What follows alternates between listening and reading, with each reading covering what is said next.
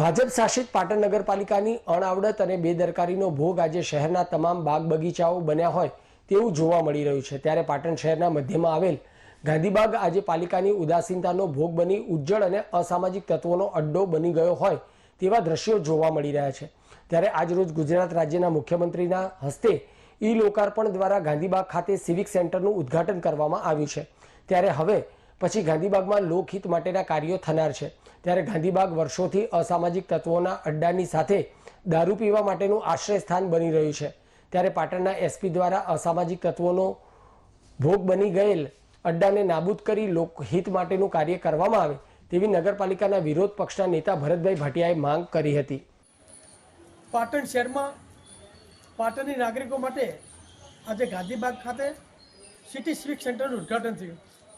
સદર ઉદ્ઘાટન ઈ લોકાર્પણથી ગુજરાત રાજ્યના મુખ્યમંત્રી શ્રી ભૂપેન્દ્રભાઈ પટેલે કર્યું। મારી આપના માધ્યમથી નગરપાલિકાના સત્તાધીશોને વિનંતી છે, પાટણના જિલ્લા પોલીસ અધિક્ષક સાહેબને વિનંતી છે કે આ ગાંધીબાગની અંદર દિવસ હોય કે રાત હોય અસામાજિક તત્વોનો અડ્ડો થઈ ગયો છે। આ ગાંધીબાગ દારૂ પીવા માટેના લોકોનું આશ્રય સ્થાન છે। આ ગાંધીબાગ વલ્લી ભટકાનું કેન્દ્ર છે। તો મારી નગરપાલિકાના પ્રમુખશ્રી, ચીફ ઓફિસરશ્રી અને પાટણ જિલ્લા પોલીસ અધિક્ષકશ્રીને વિનંતી છે કે આ ગાંધીબાગ ખાતે જ્યારે સિટી સિવિક સેન્ટરનું ઉદ્ઘાટન થયું હોય ત્યારે લોકહિત માટે કામગીરી થવાની છે।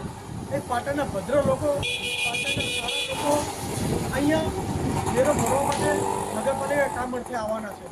જ્યારે નગરપાલિકા કામ અર્થે સારા લોકો આવતા હોય તો ગાંધીબાગમાં જે અસામાજિક તત્વો દ્વારા જે પ્રવૃત્તિઓ ફૂલી ફાલી છે એને બંધ કરાવે।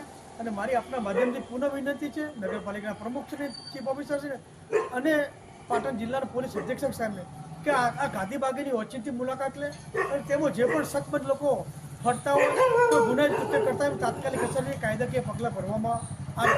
આ કામગીરી સારી હતી। બેનસી આનંદીબેનનું સપનું હતું કે પાટણના જ્યારે ધારાસભ્ય હતા ત્યારે કે પાટણના બાગ બગીચા હોય, તળાવ હોય એને આધુનિક રીતે લાખો રૂપિયા ગ્રાન્ટ ફાળવીને બેને આધુનિક બનાવ્યા હતા।